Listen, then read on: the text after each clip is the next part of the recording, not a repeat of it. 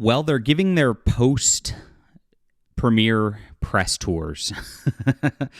Both Russell T Davies and Nikuti Gatwa going around, and it really strikes me how smug these people are about the fact that they're destroying Doctor Who in real time.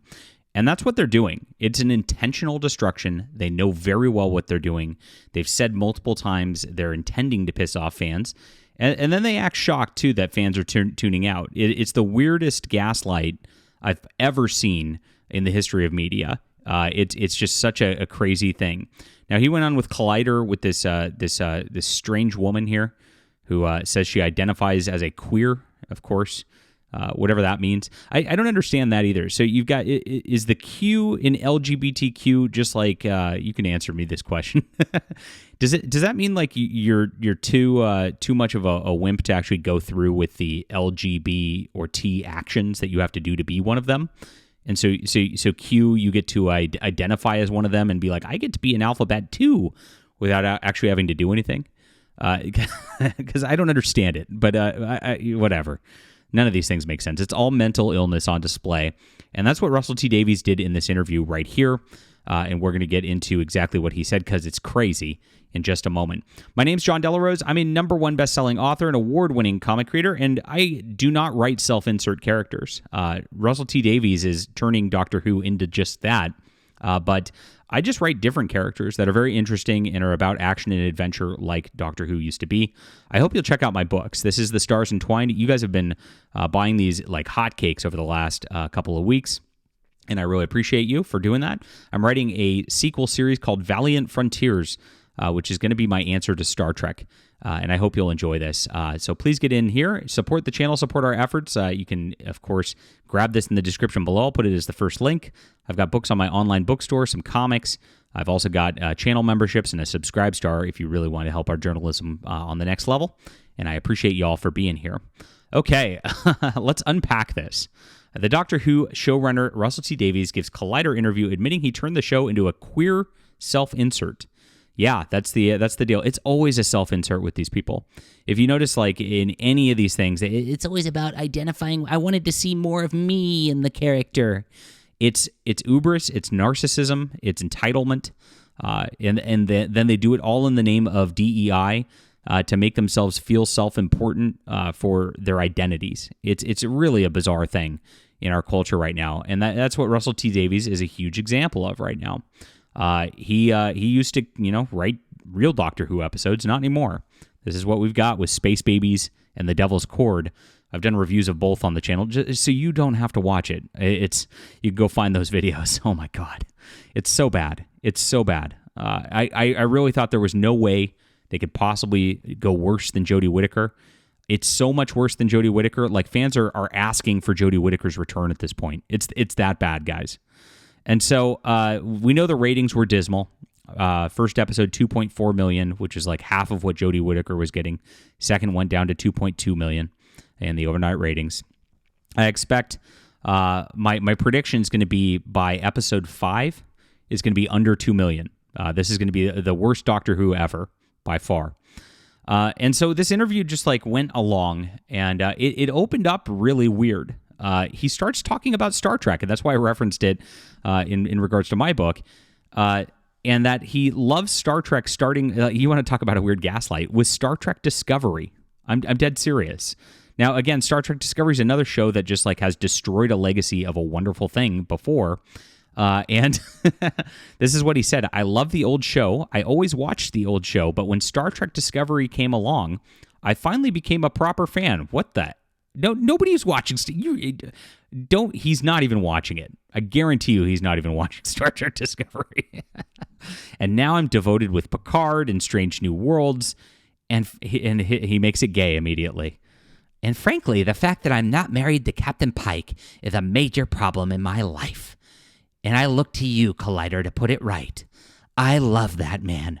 Oh God, he's beautiful, handsome man, and what a great name. Oh my God. So everything in these people's worlds is just about gayness.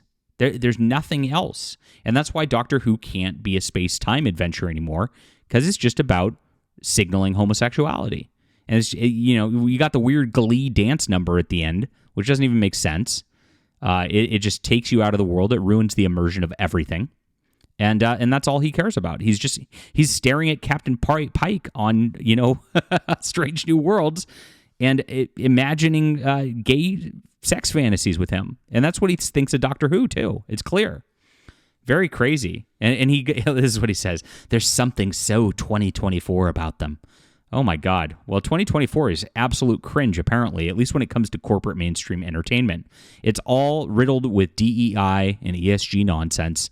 Doctor Who's been destroyed by Disney. It's another Disney property that they got their little greedy fingers into, and then threw these people on here with zero oversight, with zero regard for the fans, and quite the opposite. They show disdain for the fans at every turn and laugh about it. That's what they got right here. You see them just giddily laughing at the fact that, it's my thing and it's gay now and you can't have it. That's what this attitude is. It's sick. So the interviewer, she asks about him putting this queer agenda into shows, and this is where it becomes a weird self-insert here. And he had the mask slips, right? He says, it's almost not that deliberate. That's just the life that I lead. Well, here's the deal, Russell. Doctor Who is a character. He's a Time Lord from Gallifrey, the Doctor. And he was not a queer man in England going to gay nightclubs and trying to pick up the youth. That is not his deal. I know that might be your deal. It's sick. It's perverted. It's disgusting.